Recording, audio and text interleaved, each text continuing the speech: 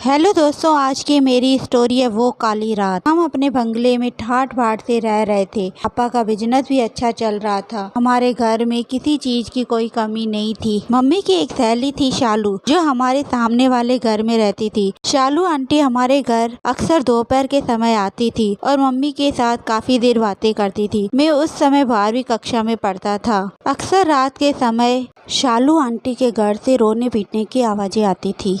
जब उनके घर से रोने पीटने की आवाजें आती थी तो मम्मी दौड़कर उनके घर जाती थी और सब कुछ शांत होने के बाद ही घर आती थी। एक बार की बात है कि दिसंबर की ठंडी रात थी। मेरी छोटी बहन गुड्डी की तबीयत बहुत खराब थी। अचानक रात के 11 बजे शालू आंटी के यहाँ से रोने पीटने की आवाजें आने लगी। कुछ देर के बाद लैंडलाइन पर फोन की घंटी बजी। मैंने फोन उठाया तो शालू आंटी बोली कि बेटा मम्मी से बात करा दो। मम्मी ने गुड्डी की तबीयत खराब होने की वजह से इशारे में मुझे फोन रखने के लिए बोला और मम्मी के कहने पर मैंने फोन कट कर दिया। मम्मी बोली ये तो उनकी रोज की बात है, मैं सुबह उनके पास चली जाऊंगी, अभी गुड्डी की तबीयत बहुत खराब है। मम्मी को अंदाजा नहीं था कि शालू आंटी ने आज आखिरी बारी फोन किया है। उस रात मम्मी उनके घर नहीं गई। सुबह 5 बजे तक पूरे मोहल्ले में बात फैल गई कि शालू आंटी नहीं रही। ये बात सुनकर मम्मी को बहुत आघात लगा और अक्सर मम्मी रात को उठ कर दरवाजा खोलकर बाहर जाती थी और जब पापा पूछते थे तो बोलती थी कि शालू मेरे को बुला रही है, उसके घर झगड़ा हो रहा है और कुछ हो जाएगा, मुझे जाने दो। पापा को यही लगता था कि मम्मी शालू के यहाँ न जाने का काफी दुख है। धीरे धीरे हमारे घर का माहौल बदलने लगा। पापा का चलता हुआ बिजनेस ठप हो गया। पापा ने जो भी कर्ज लिया था वो भी डूब गया। अंत में पापा ने मकान बेचने का निश्चय कर लिया। शाम को पापा घर आए तो उनके चेहरे पर स्माइल थी। मैंने पूछा पापा क्या बात है, आज आप खुश लग रहे हो? तो पापा बोले बेटा रमेश अपना बंगला बेच रहा है।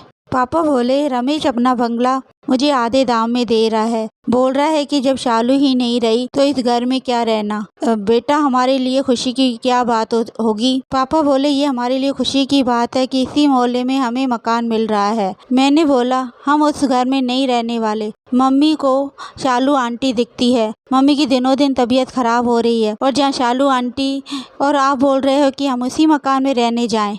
पापा ने कहा ऐसा कोई घर नहीं है जहाँ मौत नहीं होती है, ये वहम है। तुम्हारी मम्मी को डिप्रेशन हुआ है, उसका इलाज होगा, बस हम कल ही वहाँ शिफ्ट हो जाएंगे। 2 दिन बाद हम शालू आंटी के मकान में शिफ्ट हो गए। पापा अपने कमरे में सो रहे थे, मम्मी गुड्डी और मैं एक कमरे में सो रहे थे।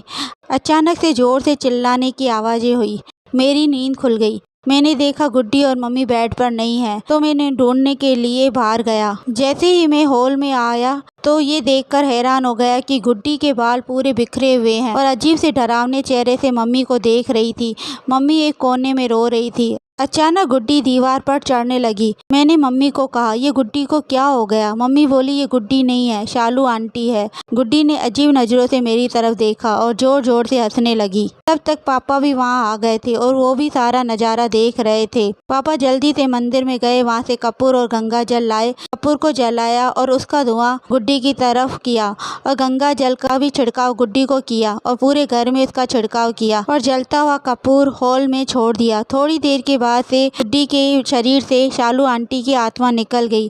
पापा काफी घबरा गए और सुबह उन्होंने पंडित जी को बुलाया और पूरे घर में पूजा पाठ यज्ञ करवाया। 3 दिन तक हमारे यहाँ मंत्रों का जाप होता रहा। उसके बाद बाबा ने एक धागा दिया और बोला कि सब अपने हाथ पे बांध दो और इस प्रकार शालू आंटी की आत्मा हमारे घर से चली गई और हमारा घर बच गया और मम्मी ठीक हो गई।